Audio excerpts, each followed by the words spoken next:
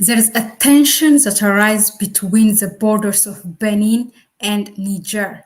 Now, this border tension has led for Benin to decide to ban major oil export deal of Niger to China. Hello, I am Mahlet, Ayele, your host at Connect Africa. Now, I'm bringing you the latest from the continent. And as you know, we are particularly following up what's happening in the Sahel region.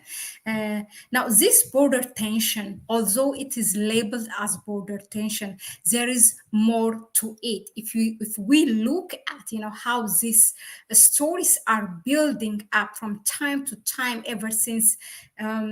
The end of last year, you would see actually the major reason why it led to this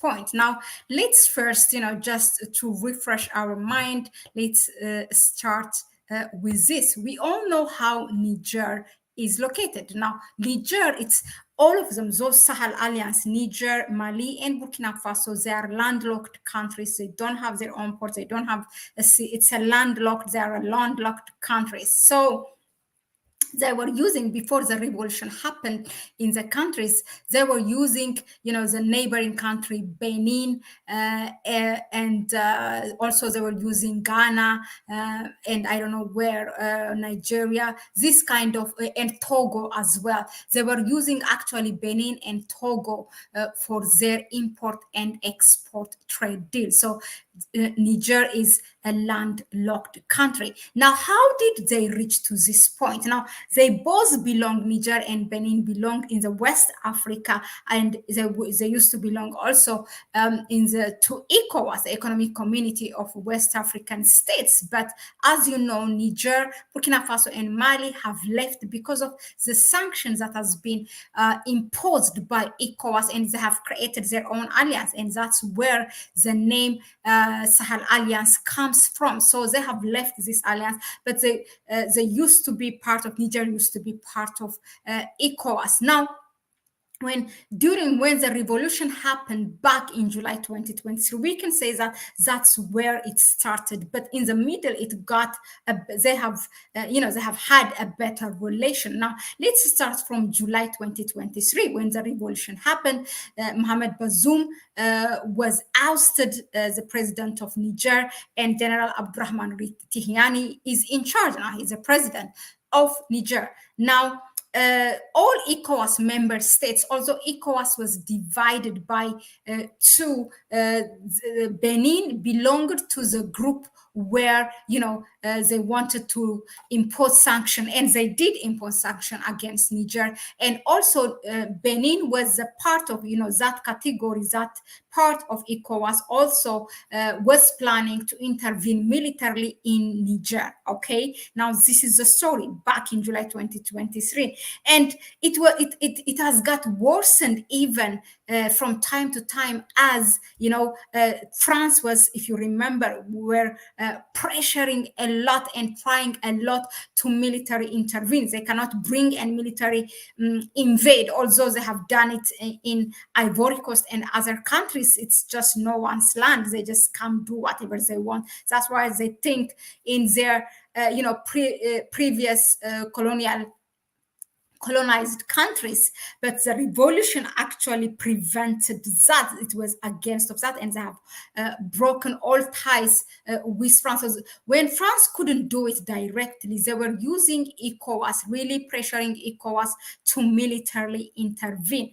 And where did they bring their military in case there was a time that it was the tension was heightened between ECOWAS, one of the groups that says to militarily intervene, and those Sahel Alliance, and particularly Niger. And at that time, the French government have brought its military to Benin. And that was where both countries have put their militaries by the border, both Niger and Benin. And in fact, Niger's government, led by General Abdurrahman Tihiani, has cut the military tie which used to exist because of their ECOWAS membership between Niger and Benin. Okay, so it was at a time it was really reached to a climax point.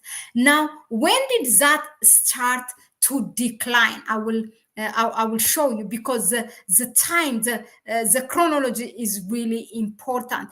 That was, we see that now back in December 2023, they have Benin unilaterally, regardless of ECOWAS, has went and lifted the sanction. Okay, lifted the sanction. Now, what happened is that when it lifted the sanction, let me just show you one thing before I go to the next one. Now, let me just share this news with you. This picture, this shows you. Now, I want you to put, to put in the back of your head that before the revolution happened in Niger, there was this agreement, the Niger and Algeria agreement, the trans-Saharan oil pipeline, that was actually to bring energy through this to Europe, not even to African countries. Okay, there is Nigeria somewhere here. It crosses to the Agadez of Niger, and then it goes to the Saharan desert of Algeria, and that's how it will reach to Europe. Europe took this alternative immediately after they, deliberately bombed or destroyed the North, whatever it was called, together, the US and Norway, I believe. That was a major energy supply that comes from Russia. Okay, that's how they destroyed it. So they were resorting to Africa, and they have made this pipeline agreement between Nigeria, and Algeria to supply Europe. Now, when Niger has gone through that revolution, this was out of the game, because it has cut its relation with France, and actually in general with the West. So this one was trashed.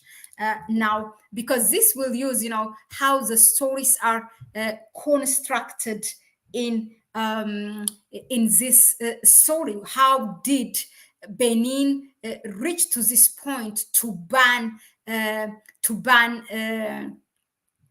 Niger from exporting its oil, and they know that Niger is a landlocked country. Okay, now I'm gonna go and share with you when in December Benin has lifted sanction.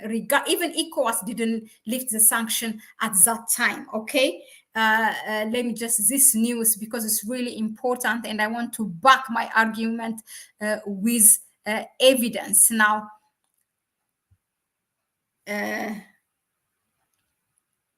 just a second.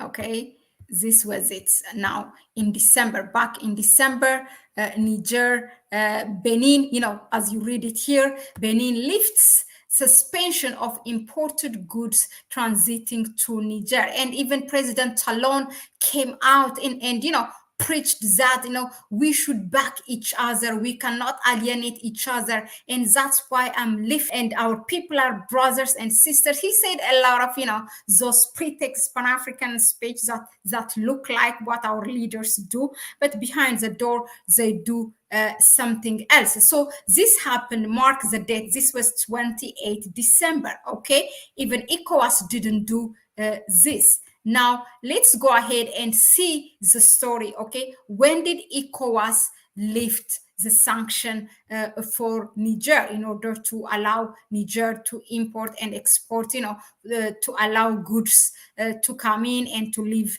Niger? Now, that happened back in February, at the beginning of this year. Okay, I'm going to share the news with you.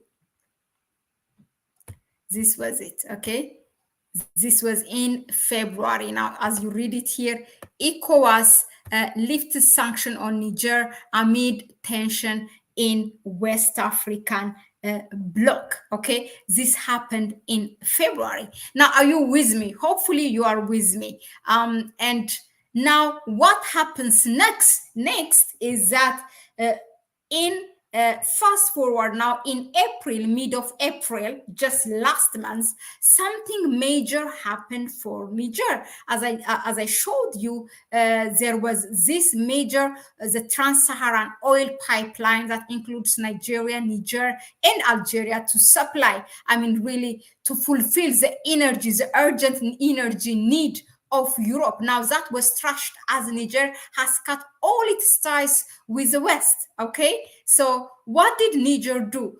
They resorted, their diplomatic relationship now becomes those who are competing with the West, like China, Russia, Iran, the Middle East. All those countries now are friends of Niger, and China was there from the beginning when the whole West, those institutions, EU, World Bank, or whatever, the UN was condemning Niger for its revolution, for having its revolution, what people wanted.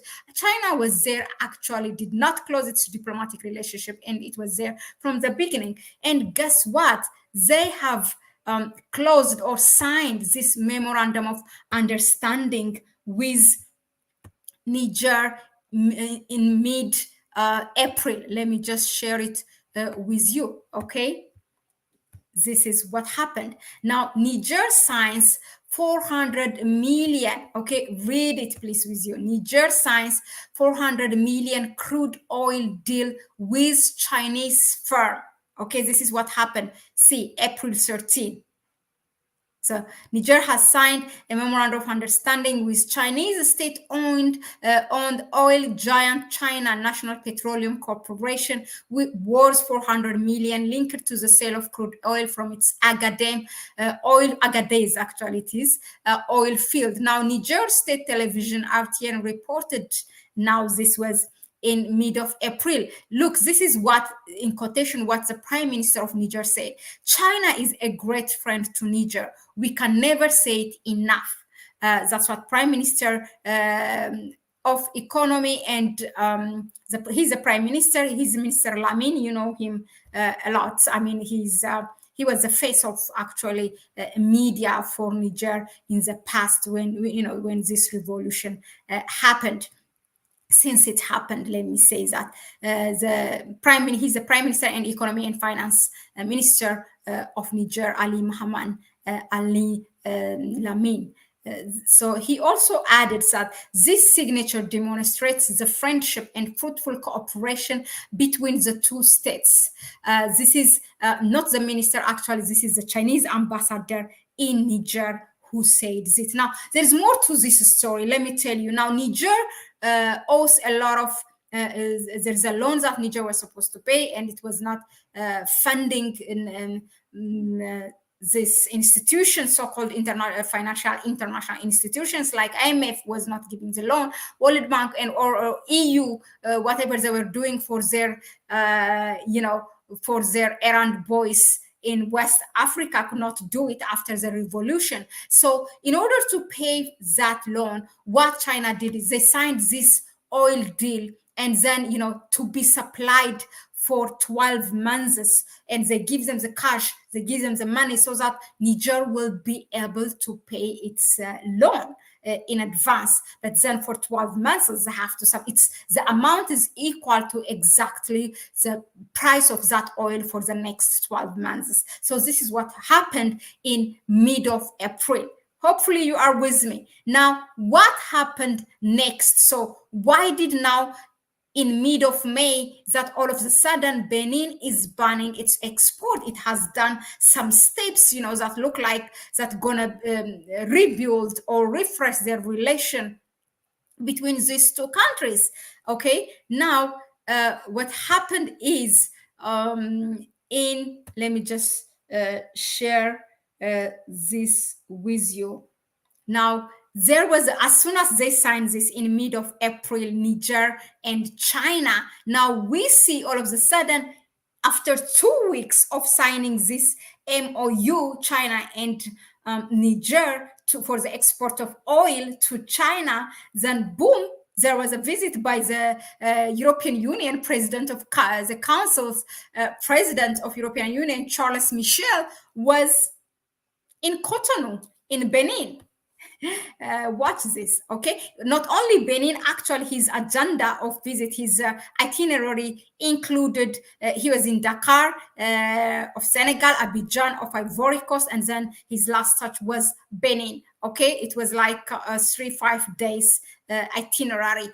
Now, what did he do when he was in Benin? That's a $1 million question. Let me show you.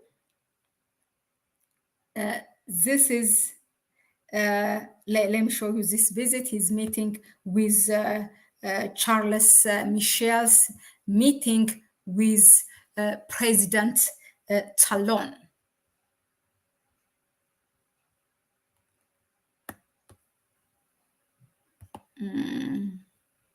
Hopefully I get it.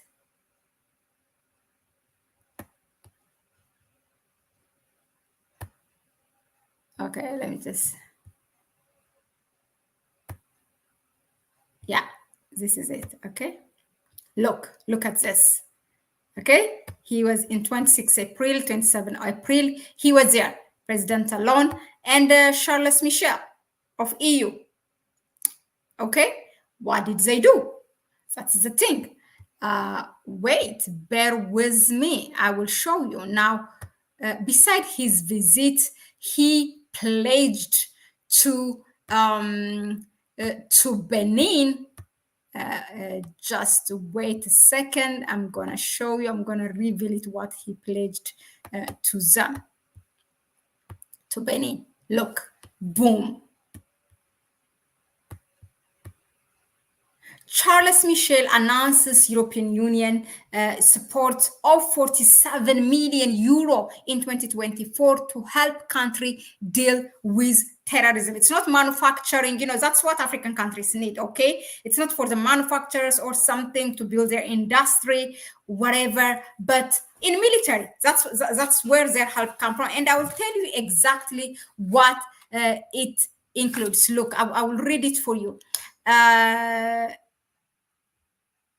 The process of now mobilizing 47 million euro for Benin in 2024 now, with envelopes earmarked, for example, for the acquisition of drones and intelligence gathering aircraft. This is what he told the Benin's media, in their press conference. This is what he revealed. So it's for military support to fight against terrorism. Who they are fighting? Do they have enemies there? Is Benin in fight against, from those neighboring countries? No, there's nothing. But of course, they know what these people, they know what they are cooking. Everything has a plan. Now, then we see. So finally, there is this border tension. Immediately, what, Benin comes and announces, was it on the 9th of May or something? They announce, boom, we are banning the oil export because Niger is a landlocked country. So the deal was to pass through, to do it via the port of Cotonou of Benin. Okay, now President Talon says, no, we are banning this major oil export deal between Niger because of the border tension. Now, the pretext that was given is that he said we have some border tensions, that we have opened borders for Niger, but Niger is not opening its border. Now, whether this is not confirmed, but the Prime Minister of Prime Minister Lamine of Niger said that this violates the trade transaction deal, the import and so between the two countries. It says this is really against what they've signed for with Benin, for coming and just canceling that major oil export. And then it violates also the MOU that Niger signed. Look at it, how they blew it. The MOU that they have signed with China. They know that they have to deliver it in 12 months. And China is, of course, now you make your mathematics, 1 + 1 is equal to 2, not 3, not 4. So, I mean, extra people may prove that it's 4 or 3. But anyway, now for this purpose, we can do our maths and we know where China stands when it comes to Europe, or when it comes to, China versus the US. They are fighting using every little thing that they have, the US and Europe, to kick out China from Africa, to kick out Russia from Africa. Now, I'm not saying that Africans should align with this and that. It depends on what benefits us, okay? So they come and says, we are banning this major export deal with major oil export of Niger to China, and that they made it very, very specific. Look at it, very, very specific. So now I build up the image, the story, how it started from back in July 2023, and how it happened, and what it did Benin in the middle, how it lifted the sanction, and then again what made the change in gear for Benin now to say this. So this is the whole story. So let us know in the comment section, what do you think of? Let me just go and read. Hell for unrepentant. So long live Niger. Long live Niger. And long live to Africa. Too much traitors in Africa. Cost of living in Benin is high. A coup is necessary. Talon is really, he came in, that they paint themselves.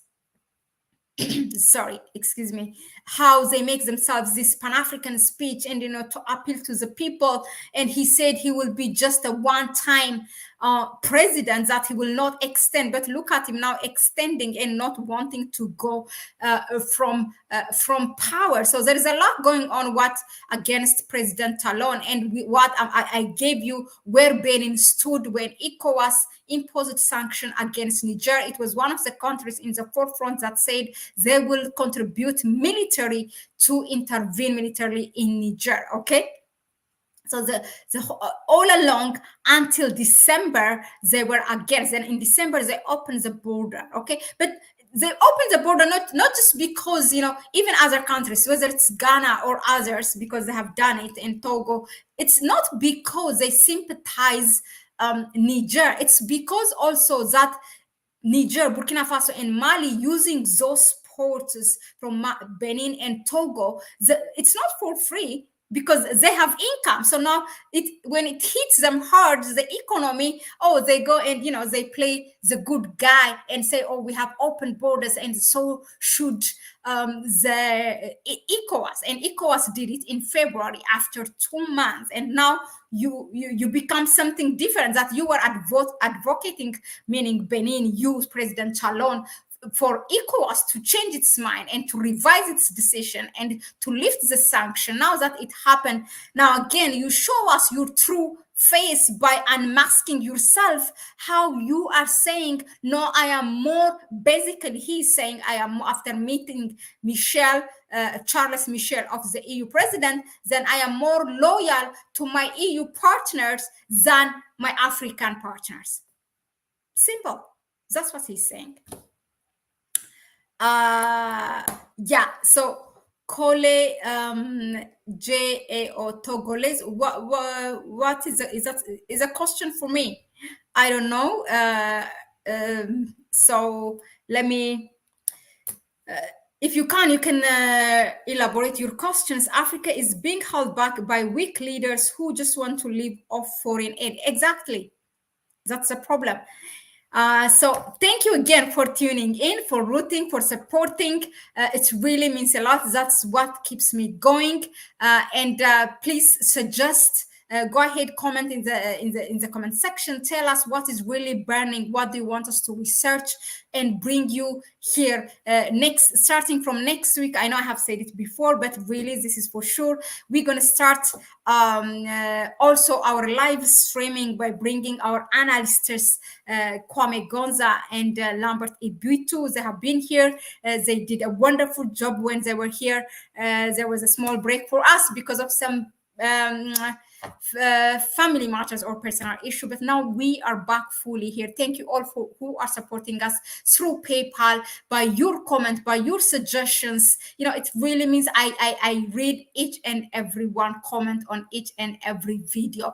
You do us a favor by going and hit that subscribe button, because some of you might be here but not subscribed. So you will do us a favor by doing that. It's right now it's being transmitted through Facebook, through LinkedIn. So please subscribe to the channel, and also hit that notification bell so that you will be notified whenever we have, we upload new video or we have a live stream. Thanks again, and I'll see you on the next one. Bye bye.